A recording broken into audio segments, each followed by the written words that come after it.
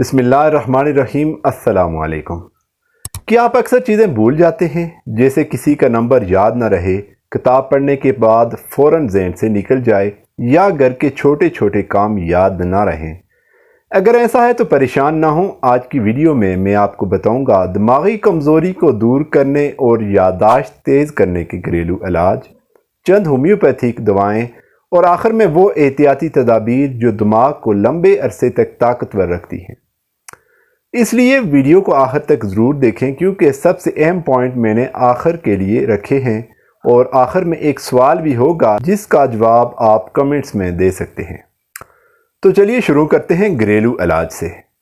سب سے پہلی چیز ہے بادام۔ پرانے زمانے سے یہ دماغی طاقت کے لیے استعمال ہو رہا ہے۔ اگر آپ رات کو 6 سے 7 بادام بھگو کر صبح چھلکا اتار کر کھائیں اور ساتھ نیم گرم دودھ پی لیں تو دماغ کی کمزوری تیزی سے کم ہوتی ہے۔ یہ پہلا سٹیپ ہے، اس پر لازمی عمل کریں۔ دوسرا ہے اخروٹ۔ اخروٹ کی ساخت دیکھ کر ہی لگتا ہے کہ یہ دماغ جیسا ہے، اور حقیقت میں یہ دماغی خلیوں کو طاقت دیتا ہے۔ روزانہ 2 سے 3 اخروٹ کھانے سے یادداشت بہتر ہوتی ہے اور ذہنی تھکن کم ہو جاتی ہے۔ تیسرا سٹیپ ہے کلونجی اور شہد۔ 1 چمچ کلونجی کا سفوف اور 1 چمچ شہد ملا کر صبح کھانے سے دماغی کمزوری تیزی سے کم ہوتی ہے۔ کلونجی کو حدیث میں بھی شفا کہا گیا ہے، اور یہ یادداشت کے لیے بہترین نسخہ ہے۔ چوتھا سٹیپ ہے تلسی یا پودینے کی چائے۔ یہ دماغ کو سکون دیتی ہے، اعصاب کو مضبوط کرتی ہے اور ذہنی دباؤ کم کرتی ہے۔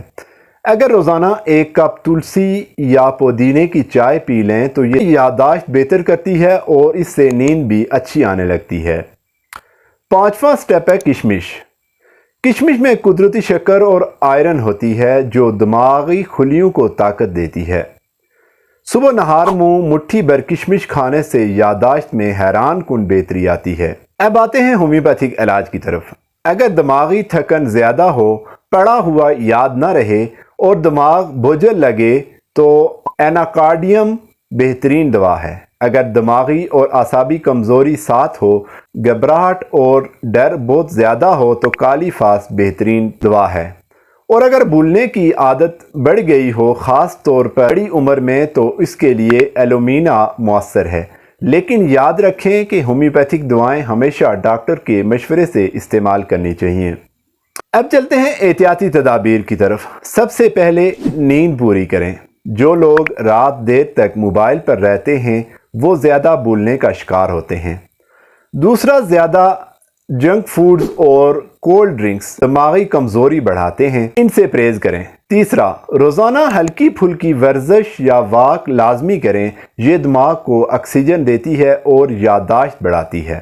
اور سب سے اہم بات یہ ہے کہ ذہنی دباؤ کم کریں، مثبت سوچ اپنائیں اور عبادات کریں تاکہ دماغ کو سکون ملے۔ تو دوستو، یہ تھا دماغی کمزوری اور یادداشت بڑھانے کی مکمل ویڈیو۔